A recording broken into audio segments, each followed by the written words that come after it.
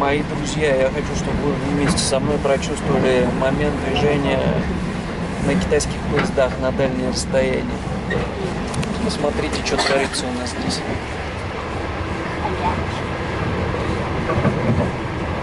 Обращаю внимание на то, что курить в любом месте, даже если рядом дети, разрешено.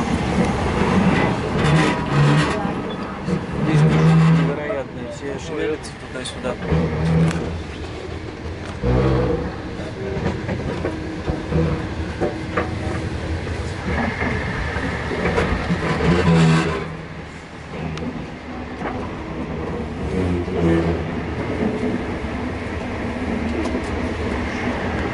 В тамбурах все сидят. У кого есть место, тот спит стоя. Короче, мне сегодня ехать всю ночь стоя.